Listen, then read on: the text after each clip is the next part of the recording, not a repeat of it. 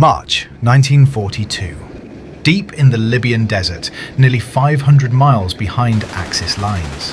Captain David Sterling watches 8 men climb into what looks less like a combat vehicle and more like a stripped farm truck pushed into war by necessity. A modified Chevrolet 30 Cumbered Watt. No armour, no doors, no roof. The windshield folded flat against the bonnet. 2 Vickers K machine guns sit exposed on crude mounts, each fed by fragile 100-round drum magazines.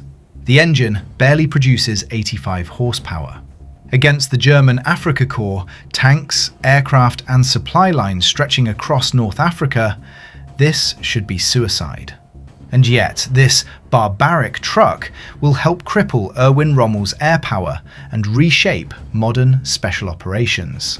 The problem facing the British 8th Army is brutal.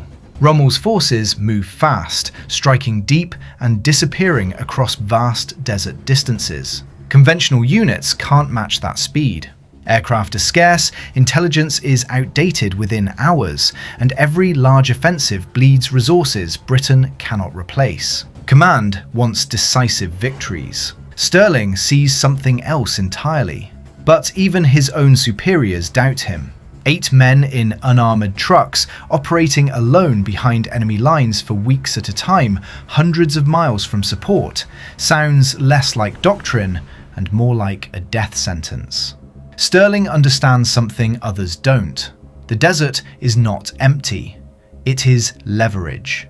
Its vast distances punish large formations but conceal small ones. German airfields, fuel depots and supply dumps are often lightly defended, built on the assumption that no enemy could ever reach them undetected. The deeper you go, the softer the target becomes. To exploit that, you need something paradoxical. A vehicle fast enough to evade pursuit, simple enough to repair anywhere, and expendable enough that loss is acceptable. So the trucks are stripped even further. Anything unnecessary is removed. Weight becomes the enemy. Extra fuel is carried in jerry cans bolted along the sides, extending operational range beyond 1,000 miles. Water is rationed to less than a gallon per man per day.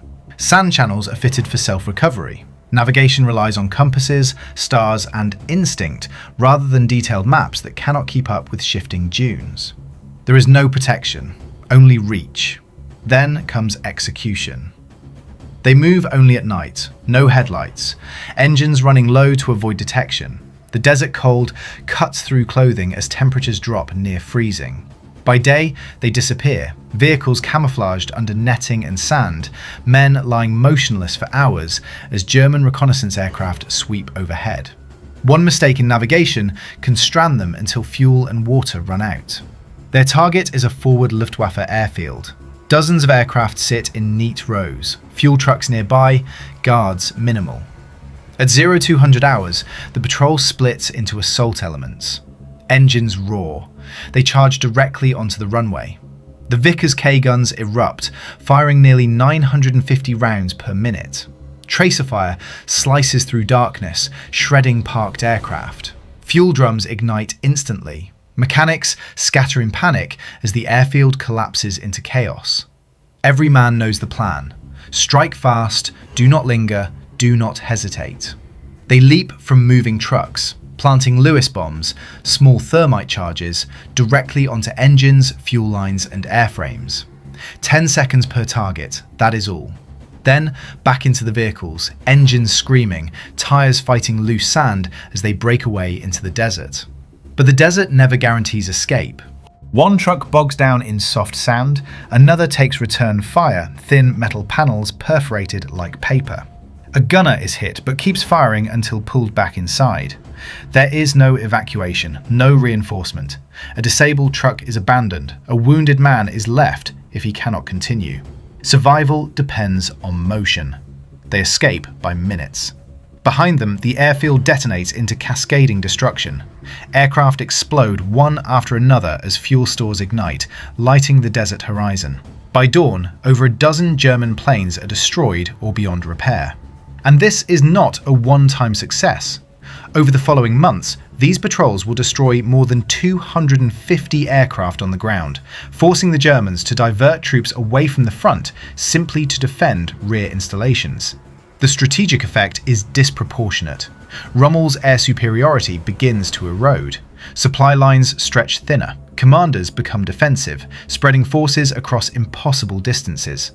All of it caused by small raids carried out by 8 men in unarmoured trucks never designed to survive even a single mission. But the deeper transformation is conceptual. Sterling does not just use the desert, he weaponizes it. He proves mobility can replace armour, unpredictability can outweigh firepower, and small, disciplined units can achieve results entire divisions cannot. The stripped-down trucks are not a weakness, they are the system. No armour means speed, no complexity means reliability. No expectation of survival means total commitment. In a war dominated by tanks and industrial-scale firepower, victory here comes from something almost primitive. 8 men, a stripped truck, and the decision to operate where no one else could. Because the battlefield did not reward strength alone.